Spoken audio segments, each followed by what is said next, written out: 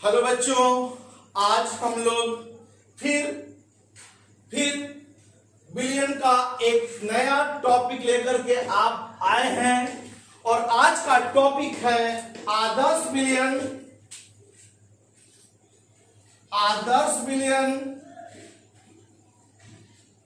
तथा अनआदर्श बिलियन, यानी कि आदर्श बिलियन तथा अनआदर्श बिलियन के बारे में बात करेंगे आज। तो आप लोग ध्यान दो, बहुत ही अच्छा टॉपिक है, बहुत ही इंटरेस्टेड टॉपिक है। इससे पीछे का कोई लेना देना नहीं है, सिर्फ आपको राउल्ट का नियम को जानना पड़ेगा। इस टॉपिक को जानने के लिए आपको राउल्ट का नियम जानना पड़ेगा, बस और कुछ नहीं है बाबू। एकदम आसान सा टॉपिक है, बहुत ही आसान सा टॉपिक है आज का, एकदम धांसू टॉपिक है। देखो यहाँ पे क्या है कि आदर्श बिलियन हम लोग देखिए जब 11th में थे तो 11th में भी हमने पढ़ा है आदर्श गैस तथा वास्तविक गैस। वो वास्तविक गैस को अनादर्श गैस भी बोल सकते हैं। तो सर आप लोग को याद होगा थोड़ा सा कि आदर्श गैस किसे कहते हैं? जो बाबू राल्ट का नियम का जो गैस के नियम का पालन करेगा, जो भी गैस का नियम का पालन करने वाला गैस को आदर्श गैस, और जो गैस के नियम का पालन नहीं करता अनादर्श गैस या वास्तविक गैस। तो सर जी वहां पे तो गैस था, तो बोले गैस था तो गैस का नियम, यहां पे बिलियन है तो बिलियन का नियम होना चाहिए। क्या का नियम होना चाहिए? बिलियन का नियम होना चाहिए। जब अगर बिलियन है तो बिलियन का नियम होना चाहिए। अगर गैस है तो गैस का नियम, बिलियन है तो बिलियन का नियम होना चाहिए। दिमाग में बैठा लो। सर बिलियन का नियम कौन सा है? तो राल्ट का नियम है बाबू। यानी कि राल्ट का नियम जो है, जो भी बिलियन राल्ट के नियम को पालन करेगा उसे आदर्श बिलियन कहेंगे, और जो नहीं करेगा उसे अनादर्श बिलियन कहेंगे। एकदम सिंपल सा, दोनों के बीच में अंतर भी हो गया। क्या अंतर हो गया कि जो बिलियन राल्ट के नियम का पालन करेगा उसे आदर्श बिलियन, जो बिलियन राल्ट के नियम का पालन नहीं करेगा उसे अनआदर्श बिलियन कहेंगे। आज हम बारी बारी से बात करेंगे, आगे बात करेंगे आदर्श बिलियन का। आदर्श बिलियन, इसको बोलेंगे हम लोग आइडियल सॉल्यूशन। एकदम सुंदर सा टॉपिक है, एकदम बहुत झकास टॉपिक है। आप लोग ध्यान से सुनो। आगे हम लोग आदर्श बिलियन करेंगे, तब इसके बाद अनादर्श बिलियन करेंगे। बारी बारी से एकदम चक्कर लगाएंगे हम लोग। अब बताइए सर जी आदर्श बिलियन कैसा होगा? आप बताओ। तो आपको बिलियन की बात करें हम, बिलियन में दो घटक होना चाहिए बाबू रे। इसमें बिलियन में कितना घटक होना चाहिए? 2 घटक। सर कौन कौन घटक? तो एक तो विलय होना चाहिए, एक तो क्या होना चाहिए? विलय होना चाहिए। और सर दूसरा क्या होना चाहिए? तो विलायक होना चाहिए। और ये दोनों मिलकर के हमारा बन जाता है क्या चीज? दोनों मिला देंगे तो बिलियन होगा। वेरी गुड सर जी, बिलियन। यानी कि अब ये बाबू जो बिलियन है उसमें खाली विलायक ना हुई, छूछे विलय रही तो ना हुई बाबू, छूछे विलायक रही तो ना हुई, दोनों के मिलाओ ले तबे बिलियन हुई। दोनों मिलाना पड़ेगा। किसको? विलायक को भी मिलाना पड़ेगा और विलायक को भी मिलाना पड़ेगा। किसी एक को ले लोगे तो बोलेगा नहीं। क्लियर नहीं समझ में आया? क्या समझ में आया बोलो? तो बिलियन में 2 घटक होना चाहिए, एक विलय वाला घटक और एक विलायक वाला घटक। मान लो कि ये एक विलय है तो कहता है क्या, और ये विलायक है। अब मान लो जो विलय है वो ए है, तो अणु होगा बाबू। क्या होगा कि नहीं होगा? हमने हाँ सर अणु तो है, हमने हाँ अणु तो है। तो अणु है तो क्या होगा? इन लोगों के बीच में आकर्षण बल होगा, इनके बीच में आकर्षण बल होगा, इनके बीच में आकर्षण बल होगा। हमने हाँ सर ये तो विलायक है। हाँ इसके बीच में भी सर आकर्षण बल होगा। हमने हाँ रे बाबू सर जी एकदम होगा, सर जी एकदम होगा आकर्षण बल। यानी कि मान लो ए ये सब अणु है। अब इस ए अणु के बीच में आकर्षण बल होना चाहिए, इस ए के अणु के बीच में आकर्षण बल होना चाहिए। अच्छे यहाँ पे बी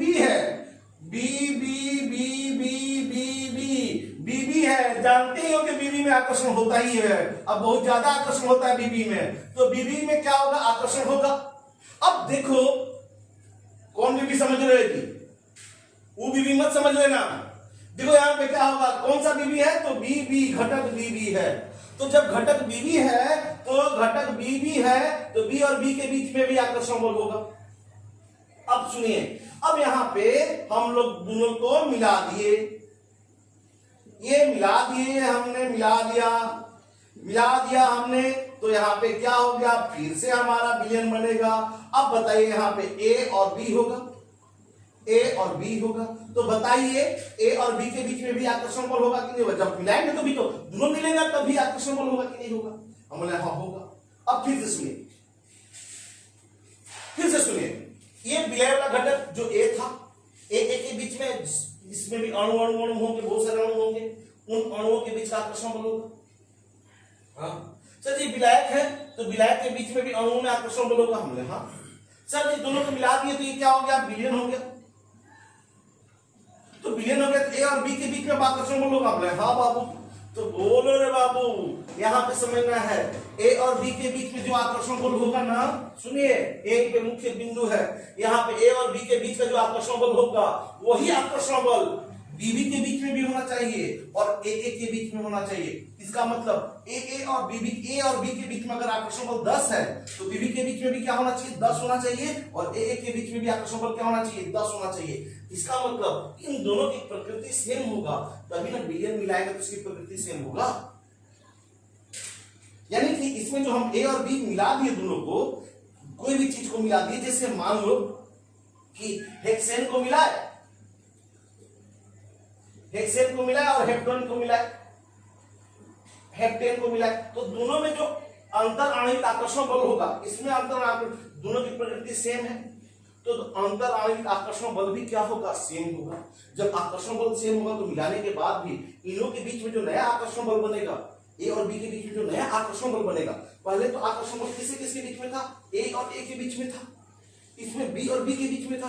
अब दोनों को मिला देंगे, अब हम दोनों को उझिल दिए एगो में, तो अब जब एगो में उझिल देंगे तो नया आकर्षण बल होगा, और किसके बीच में होगा, ए और बी के बीच में होगा। जब ए और बी के बीच में होगा तो जो आकर्षण बल होगा उतना ही आकर्षण बल बीबी में भी होना चाहिए और ए के बीच में भी होना चाहिए। अगर ऐसा कोई विलयन है तो ऐसे विलयन को बोलेंगे क्या चीज, आदर्श विलयन।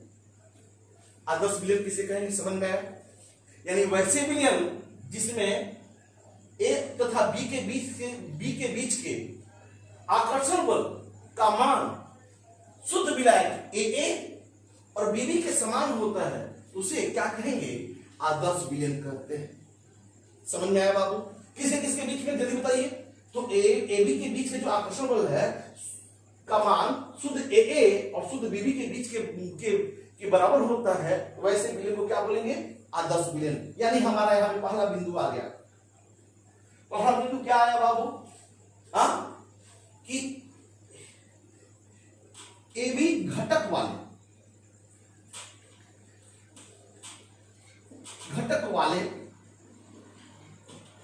ए बी घटक वाले, ए बी और बी घटक है कि नहीं बाबू, तो ए बी घटक वाले वैसे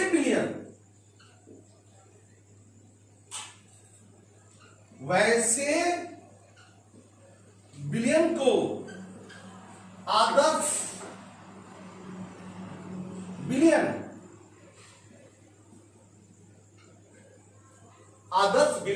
कहा जा सकता है।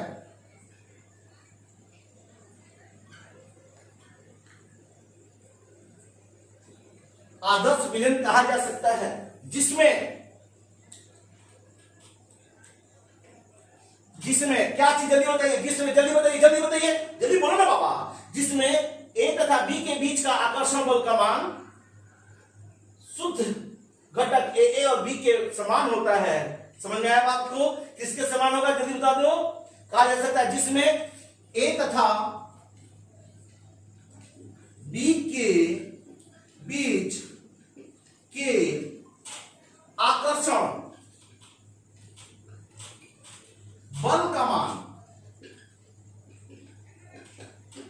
आकर्षण बल का मान, अब हम इसको हम इधर लिख देते हैं, दिखेगा आपको। आकर्षण बल का मान शुद्ध घटक ए ए तथा बीबी के समान होता है। यानी कि ए और बी के बीच में जो भी आकर्षण बल होगा उतना ही आकर्षण बल किसके किसके समान होगा, ए और बीबी के समान होगा। तो वैसे विलयन को हम लोग क्या कहेंगे, आदर्श विलयन। यानी आदर्श विलयन होने के लिए क्या होना चाहिए, समझिए, आदर्श विलयन होने के लिए क्या होना चाहिए, जल्दी बताइए आप। आदर्श विलयन होने के लिए क्या होना चाहिए, जल्दी बताइए। आदर्श विलयन होने के लिए सबसे बड़ा चीज ए और बी के बीच में जो आकर्षण बल होगा, सुनो मेरी बात, जब भी दो अणु रहेगा तो उन अणु के बीच में आकर्षण होना है बाबू। अगर ये आकर्षण जितना रहे, जितना आकर्षण हो, अगर उतना ही आकर्षण ए में भी हो, उतना ही आकर्षण बीबी में भी हो, तो ऐसे विलयन को हम बोलेंगे क्या चीज, आदर्श विलयन। अन्यथा आदर्श विलयन नहीं कहेंगे। अगर ए और बी के बीच का जो आकर्षण हो शुद्ध बीबी और शुद्ध ए से भिन्न हो, शुद्ध ए और शुद्ध बीबी से क्या हो, भिन्न हो, तो उसे अनादर्श विलयन कहेंगे। तो पहला बिंदु तो हमको तो समझ लग रहा है, समझ में आ गया होगा आपको। पहला बिंदु तो समझ में आ गया होगा। क्या समझ में आया कि यानी ए और बी के बीच का जो आकर्षण बल होगा वो क्या होगा, जल्दी बताओ। शुद्ध घटक के तुलना में क्या होगा, समान होगा। अब आप एक काम करो, पहले इसे नोट करो, पहले इसे आप इसे नोट करो, पहले इसे नोट करोगे तो ही समझ में आएगा। अब देखिए यहां पे क्या है, अब यहां पे बात करते हैं। देखिए अब देखिए यहां पे क्या है। अब जैसे मान लो कि देखिए आयतन की बात करें हम लोग, देखिए सुनिए, ध्यान से सुनिए, यहां पे ध्यान से सुनिए। आयतन की बात करें कि बाबू रे आकर्षण बल, सुनो एक चीज ध्यान से सुनो, हम तोरा के खींचब तो तू सटोगे कि नहीं सटोगे, खींचेंगे तो तुम सटोगे, है कि नहीं, और छोड़ देंगे तो भागोगे। तो बाबू रे यहाँ पे वही चीज है, जब आकर्षण बल खींचा खींची तो सटा सटी होगा कि नहीं होगा, जितना खींचा खींची होगा उतना ही सटा सटी होगा। अब खींचा खींची नहीं होगा तो सटा सटी नहीं होगा। तो अब यहाँ पे देखो, यहाँ पे ए और बी के बीच में क्या होगा, खींचा खींची है। तो लेकिन जो खींचा खींची है, बाबू आयतन की बात करें कि देखो आयतन में क्या है कि जो ये इसका आयतन किसके बराबर होगा, इन अणु का जो आयतन है तो आयतन है दोनों के बीच का जो खाली स्थान है उस पर भी आयतन निर्भर करता है। अगर आयतन खाली स्थान ज्यादा हो गया तो दूरी बढ़ जाएगा, दूरी बढ़ जाए तो आयतन बढ़ गया। अगर खाली स्थान कम गया तो क्या, दूरी घट गया, तो दूरी घट गया तो आयतन कम जाएगा। यानी आयतन जो है वो निर्भर करता है किस पे, आयतन किस पर निर्भर करता है, उन लोगों के बीच की दूरी, अणुओं के बीच की दूरी पर। अगर औसत दूरी किस पर निर्भर करेगा, तो आकर्षण पे। बाबू तुम ही समझो ना, हम तुमको जोर से खींचेंगे तो तुम सटबे ना करोगे, तो हम लोग तुम्हारे बीच का दूरी क्या हो जाएगा, कम ना हो जाएगा। तो दूरी कम हो जाएगा तो आयतन घट गया। अगर हम ना खींचे, नहीं खींचेंगे तो क्या होगा, तुम्हारी दूरी ज्यादा होगा, तो अब हम लोग के बीच में आयतन क्या हो जाएगा, ज्यादा हो जाएगा। अब यहाँ पे समझना है बाबू, जितना आकर्षण यहाँ पे है उतना ही आकर्षण यहाँ पे है, और जब दोनों को मिला देते हैं तो इनके बीच का भी आकर्षण वही है। तो इसका मतलब जितना दूरी यहाँ पे है उतना ही दूरी यहाँ पे है, और जब मिला देते हैं तो इनों के बीच की भी दूरी क्या है, वही है। तो जब वही दूरी है तो बाबू आयतन में कोई परिवर्तन नहीं होगा। कहने का मतलब ये कि 5 लीटर ई है और 5 लीटर ई है, तो ये एग्जैक्ट क्या होगा, 10 लीटर होगा। सर आप तो बोल बना रहे हैं सर आप, तो 5 लीटर और 5 लीटर 10 लीटर में तो 13 लीटर हो जाएगा। हमने ना रे बाबू, हो जाएगा। तो सर 5 और 5 9 लीटर हो जाएगा। हमने हाँ बाबू हो जाएगा। वो कब होगा, अनादर्श विलयन में। यानी कि जब हम मिलाने पर आयतन घट जाए या आयतन बढ़ जाए तो उसे क्या कहेंगे, अनादर्श विलयन।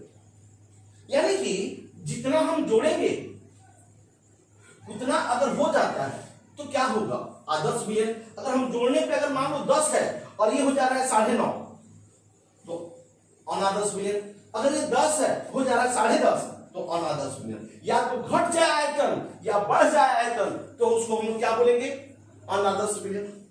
यानी कि आकर्षण बल समान होने के कारण आयतन में कोई परिवर्तन नहीं होगा। किसके चलते जल्दी बता दीजिए बाबू, किसके चलते जल्दी बताइए, किसके चलते जल्दी बताइए, आप लोग बताइए ना जल्दी से। आकर्षण बल समान होने के कारण आयतन में परिवर्तन नहीं होता है, अर्थात 5 लीटर और 5 लीटर एकदम एग्जैक्ट 10 लीटर होगा, यानी इधर का जोड़ और इधर को में से घटाएंगे तो 0 हो जाएगा, यानी कि अर्थात डेल्टा भी मिक्सिंग बराबर 0, यानी कि जब मिलाने पे आयतन में परिवर्तन क्या होगा 0, यानी कि 5 और 5 10 लीटर होगा, 10.5 नहीं होगा, 9.5 नहीं होगा, जितना होगा उतना ही एग्जैक्ट होगा, क्योंकि आयतन में कोई परिवर्तन नहीं होता है। समझ में नहीं आया बाबू? यानी कि आयतन में जब परिवर्तन नहीं होगा तो ऐसे विलयन को हम लोग क्या कहेंगे? आदर्श विलयन। सर अगर हो जाएगा तो हम लोग अनादर्श विलयन, यानी कि दो को अंतर मिल गया। आदर्श विलयन और अनादर्श विलयन में अगर आपसे पूछा जाए कि भैया अंतर लिखिए, तो अंतर लिखने के लिए बोलेगा तो आप क्या कीजिएगा? तो बोलिएगा कि वैसे विलयन जिसमें ए तथा बी के बीच का आकर्षण बल शुद्ध घटक ए के बीच के समान होता है तो आदर्श विलयन, समान नहीं होता है तो अनादर्श विलयन। आयतन में परिवर्तन शून्य होता है तो आदर्श विलयन, आयतन में परिवर्तन शून्य नहीं होता है तो अनादर्श विलयन। कितना सुंदर तो है। अच्छा, अब पहले इस बिंदु को नोट करो।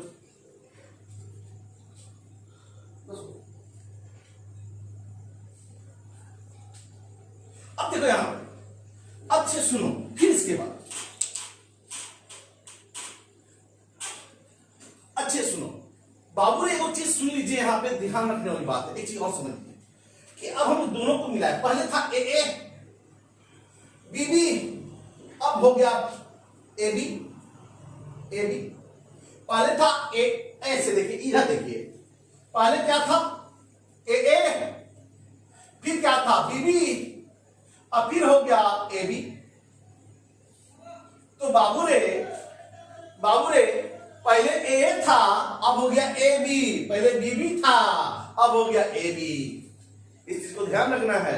हाँ, बीबी पे बहुत ज्यादा ध्यान बा, है ना? देखो इधर देखो, इधर देखो क्या हो रहा है कि इधर देखो, यहाँ पे ए और बी है तो यहाँ पे पहले ये बंधन टूटेगा तो अपना बाबू ए मुक्त होगा। इसको तोड़ने के लिए जितना एनर्जी चाहिए, मान लो 10 एनर्जी चाहिए। अच्छा, बीबी का भी क्योंकि प्रकृति सेम है तो भी टूटेगा तो 10 चाहिए, हमने चाहिए। अब 10 और 10 कितना चाहिए? 20 चाहिए। अब हमको क्या करेगा? ए और बी के बीच में बंधन बनेगा। जब बंधन बनेगा तो बाबू ऊर्जा निकलेगा, तो कितना निकलेगा? जितना उसका आकर्षण बल उतना निकलेगा, तो 20 10 निकलेगा। सर जी हेजू तो भी 10 निकलेगा। हमने हाँ, तो सर जी चाहिए 20 और निकला भी 20, इसका मतलब सर जी जितना चाहिए उतना ही निकल रहा है, यानी जितना हम दे रहे हैं, जितना खा रहे उतना निकाल ही रहे हैं, तो पेट में बचेगा क्या चीज? तो वही चीज यहाँ पे भी है, जितना हमको चाहिए, जितना हम दे रहे हैं उतना निकाल भी दे रहा है। इसका मतलब इसमें परिवर्तन भी क्या होगा? शून्य होगा। इसका मतलब इसको बोलेंगे एंथैल्पी में परिवर्तन, यानी अगला बिंदु एंथैल्पी में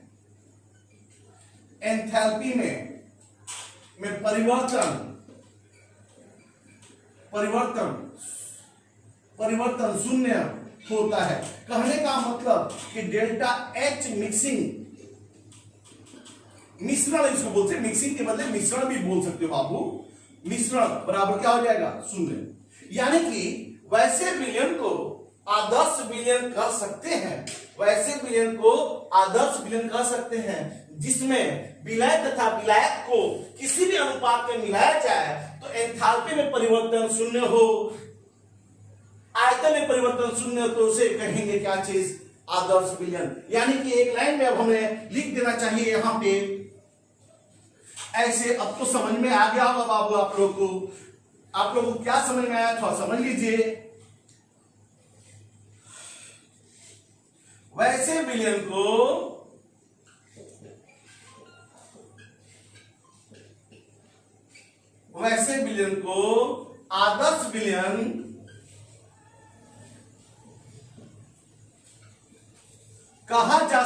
है,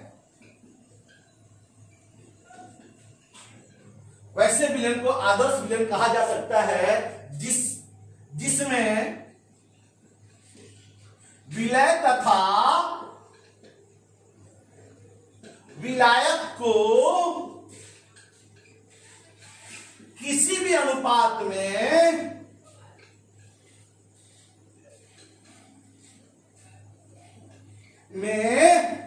मिलाने पर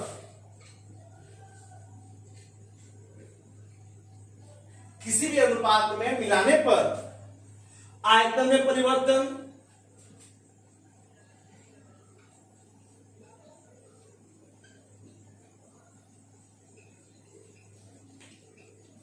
आयतन में परिवर्तन तथा एंथैल्पी में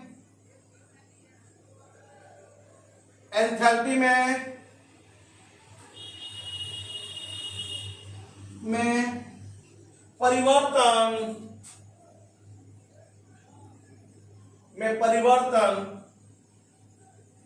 शून्य होता है। इसका मतलब आयतन में परिवर्तन शून्य होने का मतलब कि 5 लीटर और 5 लीटर मिलाएंगे तो 10 होगा, 10.25 और 9.25 ना हुई, 9.10 ना हुई, एकदम 10 बोले तो 10 होगा। समझ में आया बात को? यानी कि उसमें आयतन में कोई परिवर्तन नहीं होगा। आयतन में परिवर्तन, इसका मतलब एक लाइन हम जो लिखे, डेल्टा भी मिक्सिंग, मिश्रण भी बोल सकते हो, डेल्टा भी मिश्रण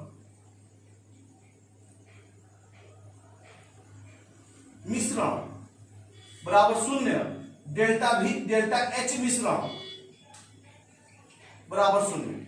यानी कि आयतन में परिवर्तन शून्य, एंथैल्पी में परिवर्तन शून्य हो, तो वैसे विलयन को हम लोग क्या कहेंगे? आदर्श विलयन। पहले आप इसे नोट करें।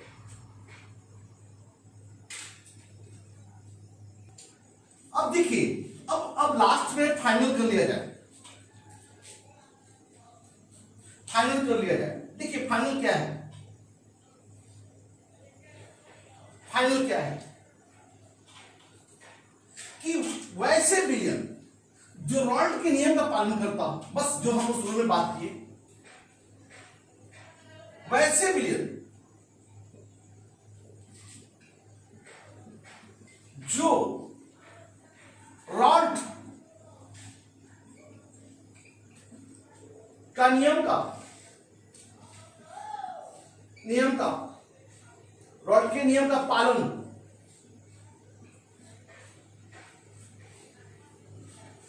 ताप तथा सांद्रण के सभी दशाओं में करता है, सांद्रण के सभी दशाओं में करता है।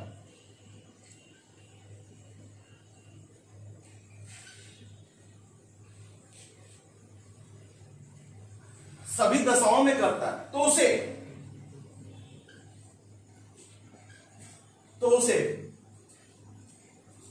उसे आदर्श विलयन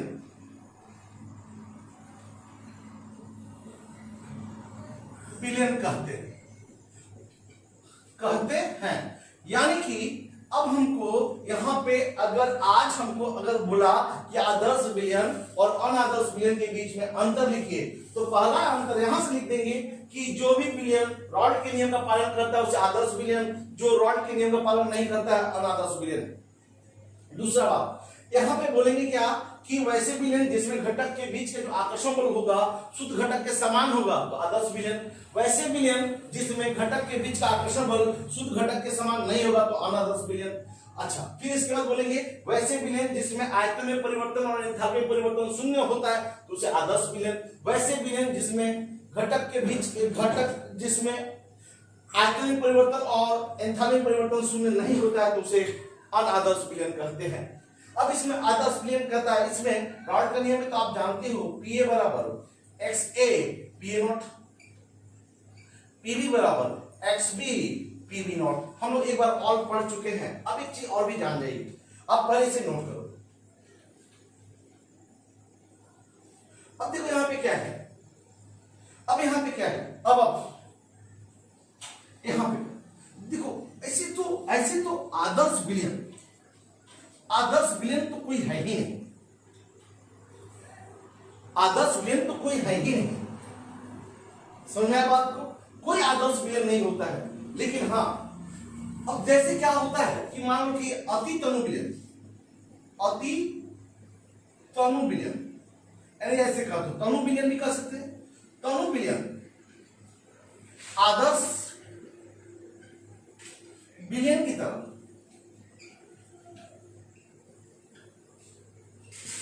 तरह व्यवहार करता है।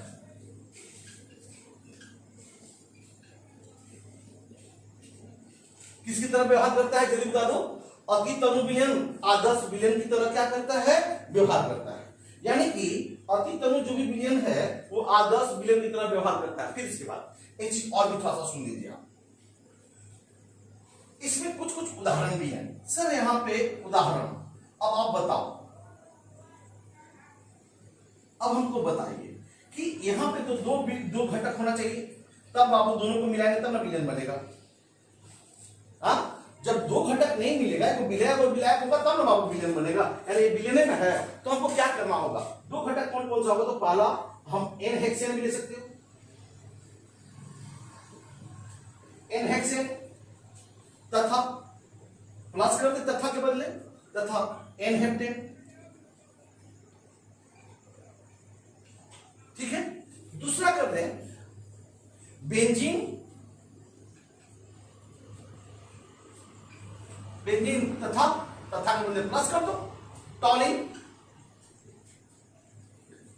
पहले आप इसे नोट करो।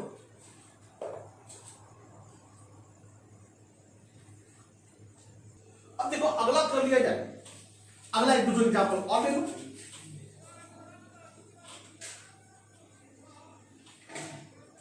अगला एग्जाम्पल ले लो,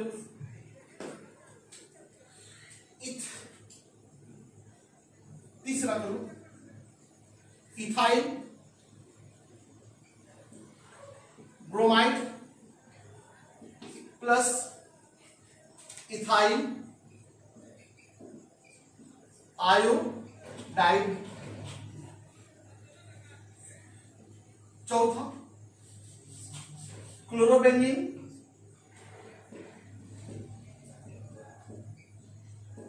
बेंजीन तथा ब्रोमो बेंजीन, क्लोरोबेंजीन तथा ब्रोमोबेंजीन। यानी ये सारा जो है ये आदर्श विलयन का उदाहरण है। यानी ये दोनों विलयन को मिलाएंगे तो आदर्श विलयन बनेगा, इसको मिलाएंगे तो आदर्श विलयन बनेगा, इसको मिलाएंगे तो आदर्श विलयन बनेगा। आप इसको ध्यान रखें। अब इसके बाद जो हमने आदर्श विलयन का जो ग्राफ होगा, जब हमने रॉड का नियम पढ़ाया था तो रॉड के नियम में जो ग्राफ बनाए थे वही ग्राफ होगा आदर्श विलयन का। और हम समझते हैं कि आदर्श विलयन और अनादर्श विलयन आपको समझ में आ गया होगा। अनादर्श विलयन हम अगले लेक्चर में आपको करेंगे। Thank you.